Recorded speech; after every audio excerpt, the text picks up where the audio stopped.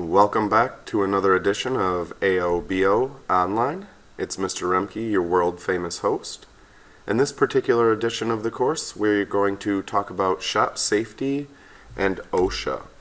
So we'll kind of have three main topics to cover. We're going to do a little review of the importance of shop safety and a couple assignments that'll help bring that to life and not have to have Mr. Remke explain all of that. Number two, we'll do a little overview of OSHA, the Occupational Safety and Health Administration, and then really just wrap the unit up with some considerations if you were going to own your own business or manage a business, all of those different safety aspects that we would have to infuse into our business plans and into our daily operations. On a daily basis, technicians are exposed to a lot of different types of shop safety hazards. Back injuries, eye injuries, hearing loss or loud noises, sparks, arcs, potential fingers getting pinched, items getting dropped on toes, electrocutions, explosions. You all know that we have a pretty dangerous job, so it's pretty important to, number one, as a technician, understand all the safety aspects, how to work with them safely and go home the same as you came to work that same day. But if you're ever going to move into owning or managing a business, then there's a lot of other protocols, paperwork, and kind of procedural things we would need to know that would relate to safety as well.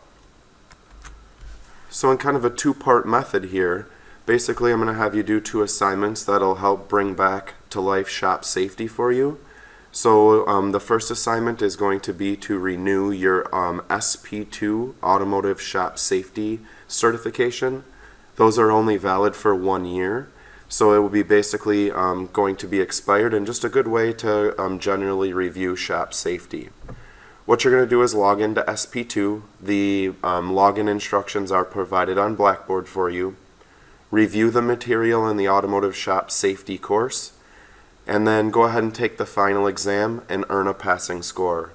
If you feel comfortable and confident and do not have to search through each individual one of those modules to regain the knowledge about shop safety, I have set up your accounts to be able to just go in and take the final exam and to get a passing score without having to go module by module like we did in the first year. So one of the big assignments for this particular section is to renew your SP2 Automotive Shop Safety Certificate. Also, as just kind of another backup and a nice new credential to earn to your pile, I'm going to have you complete the Ford ACE Shop Safety Training Program. The particular information for like course numbers and login information is on Blackboard for you. It's about a 50-minute course. I'm assuming at this point in the game, with the level of safety knowledge that you have, it'll probably take you even less. But once you take just a few minutes, or maybe even a few more than a few minutes, and renew your SP2 certificates, and then take that Ford training, and when you're done, come on back and we'll continue on with this virtual lecture. See you soon. Okay, so hopefully those assignments went pretty well for you. Hopefully you didn't have any troubles. Just remember when you're done with both of them to please attach your completion certificates to Blackboard so I can get you credit. And if you did have any troubles logging in, if you did have any troubles getting the trainings to take, please just reach out to me ASAP. So let's do just a little brief overview of OSHA. Most of us kind of know what that four-letter acronym is, but I'm not sure if all of us know truly what OSHA is and what it is it's kind of about. So the Occupational Safety and Health Administration was created by Congress to assure safe and healthful working conditions for people when they're at their workplaces. They also are able to enforce standards, provide training, outreach, education, and compliance assistance. Basically try to make that a safe environment for an employee to come and kind of provide requirements that employers would have. To get a little bit of an overview of OSHA, what I have here is I have a couple video links. The video link that's on the left is a little bit lengthier of a video, like 16 minutes. It goes really deep into OSHA, probably even more than what we truly need to understand. But if you really want to know some details about what OSHA is, what are their reaches, what are their enforcement abilities, this video works well. If you want to spend just 3 to 4 minutes and get kind of a brief overview, go ahead and watch the video on the right-hand side for me. And then, this middle document, if you go ahead and click on this particular link right here, is a document all about OSHA. The first 10 pages of the document, or of the kind of flip chart as they have it set up in, are by far the most important and give you a good overview. I would not expect you to read every page, every word verbatim, but please spend just a few minutes and then really focus on those first 10 pages of it. It'll take what the videos showed you and just kind of give you a little bit more detail about OSHA. And then when you're all done, if you want to spend just a couple more minutes, there is a link out to OSHA's website. The link is kind of set up to show you the different standards by industries. If you click on Major Group 75, you'll see that that is automotive repair, and then it'll break it down into some more categories. But just use these 3 links or video links and other links to kind of get a knowledge about what OSHA is. When you're done with those, come on back and we'll move on to our next topic. Okay, so after spending a few minutes there reviewing about OSHA, we would all probably get a little bit of chuckle out of these next few pictures. But I'm assuming picking up a little forklift with a big forklift to make it an even higher forklift probably definitely has some OSHA violations. Sure, make you chuckle just a little bit, but probably not a safe plan and definitely could get someone hurt or have someone die on the job, and that's definitely what we do not want to have happen in our auto repair shop. So it looks like teamwork is making the dream work on this particular one, but look at all those safety violations that could happen. One person get hurt, look at all the lawsuits, look at all the potential loss of production. Probably not a real great thing. Looks really clever. I guess going to get the floor jack was a little bit harder that day than it sounds, but I'm assuming that a 1,000 pound come along or electric winch is probably not rated to pick up a 3,000 or 4,000 pound front of a pickup truck like that. So kudos to the MacGyver that put that together and not have to walk over and get the floor jack. But I don't think I'm going to roll my butt under there. That doesn't look like a very safe item. And I'll give my award winners to the technicians and the ingenuity in this picture of not having to go get the step ladder to get up on top of that vehicle when it's on the lift and looks like they're pulling the transmission out. But I would just take a sneaking suspicion that if an OSHA inspector would come by, and really even if you think about this, an insurance inspector for your business, whoever you had insurance on would walk through, I'm taking just a sneaking suspicion there's just a few violations there, and probably not a really good, safe work practice, probably not really professional at that point. And after looking at those last few pictures, I know it is kind of a funny chuckle. It's kind of, sometimes kind of one of those shop talk things to kind of talk about safety violations or be that guy. But truly it is not a joke. Technicians do get injured and die on the job each day. And if you were a technician, that'd be bad news. If you were a business owner or a business manager, that would also be bad news. So what I got here for you is just a quick little link out to a newspaper article related to a technician death that actually did happen in La Crosse around the 2011 time frame. A vehicle fell off of a lift at a local business and pinched the technician against the wall, and he ended up dying later that day. So just a quick little article, not a lot of details, but just kind of show you that, it did happen in La Crosse. And then the link on the right hand side here takes you back out to OSHA's website to another spot in there, and it's basically their accident search. Basically any major accident that OSHA has investigated, they put kind of a summary out online, and what I did is put a link out right to the one that would search out the term mechanic. I don't like that term, we're automotive technicians, but that's what we'll get labeled as OSHA. And you can kind of look through some of the accidents, some of the violations, some of the enforcement things that they've had to do. So spend just a few minutes and peek around. I think it'll open up your eyes just a little bit. When we walk into the job every day, there's definitely some safety issues that could happen. And we want to make sure that we understand what those safety issues could be, how to safely work around them, and remedy any issues from there. When you're done, come on back, and we have just a couple last things to cover in this virtual lecture. Okay, so for our last few little tidbits on the safety portion of the course here in this particular virtual lecture, let's just talk a little bit about hazardous communications, or the right to know. The Occupational Safety and Health Administration, or OSHA, developed the HAZCOM standard to help protect employees from the dangers of hazardous chemicals.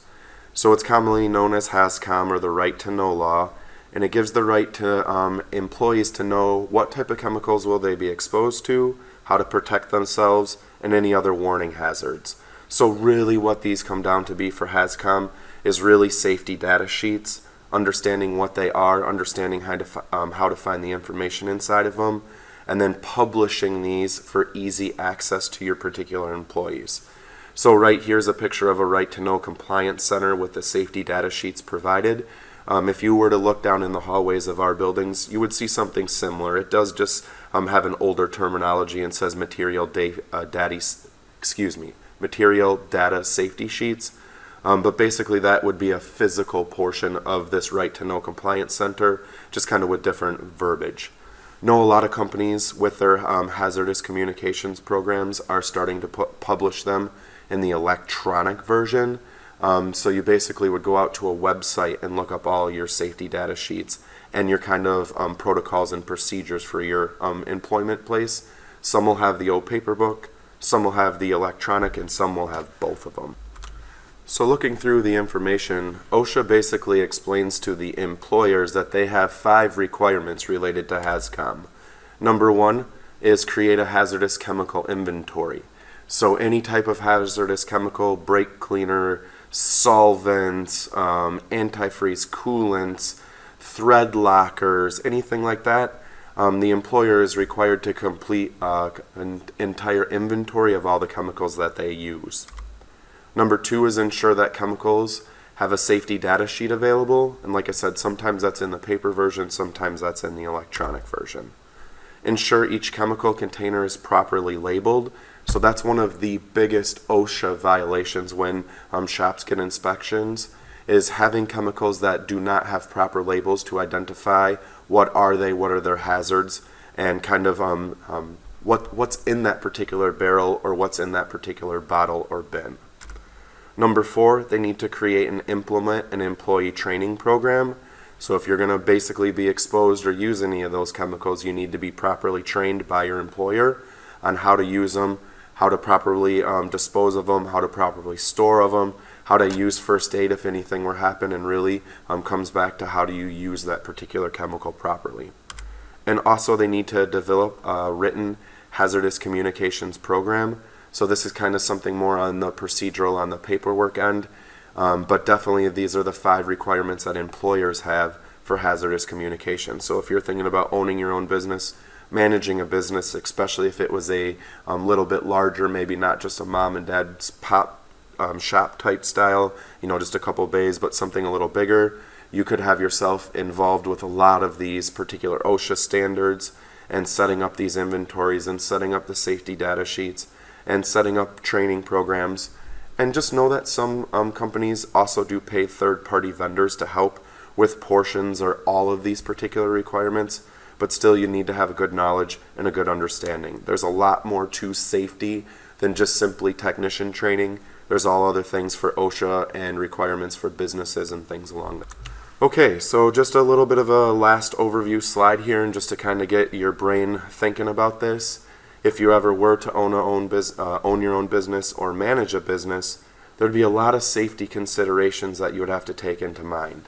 So kind of just working around the sun here, you'd have to have your HazCom or your Right to Know plans and documentations in place. You'd have to have safety training, not only for chemicals, but for tools and equipment and for procedures and things of that nature. So you'd have to kind of have that developed. You would have to know about the proper types of PPE, when must you provide it, when must the employee provide it, and what types, so a good knowledge of personal protective equipment. There'd be a lot of investment into signage, warning devices, maybe potentially lockout, tagout devices that you'd have to purchase as a business to warn employees, to warn customers, to warn vendors about the safety hazards, maybe where they should be in the shop, maybe where they shouldn't be. So we have some more additional costs and some time. We'd have to have a really good equipment maintenance and repair program set up.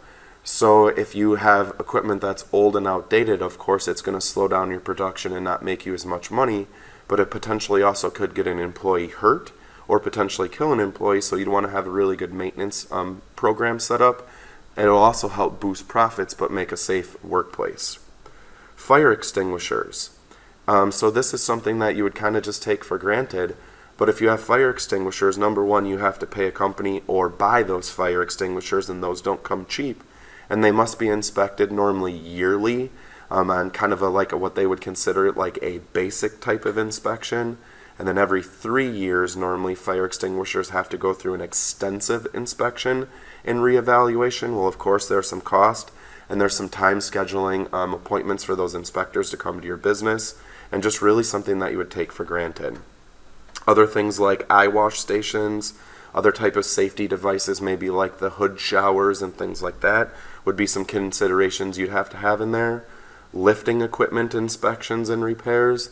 So those lifts are really nice and a super useful tool, but truly they need to be ALI or American Lift Institute certified, and they do require that those lifts get inspected annually, and that's another big cost and kind of another big hassle for employers. Okay, first aid. So there's going to be a good chance that an employee is going to get hurt on the job.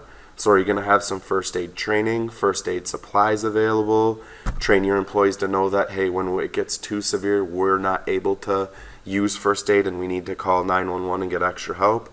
Just there's a lot of considerations that we may take for granted on a daily basis as a technician, but understand that it's very important as a technician, and definitely would kind of double or triple the value and kind of investment if you're going to own your own business or manage one. And brutally honest, this is a little chunk of the considerations that were probably out there, and there is oh so much more. So what we were just trying to paint the picture in your mind here is, number one, shop safety is very important from every person that is in that particular place of employment, the technicians, the owners, the service advisors, and even the customers.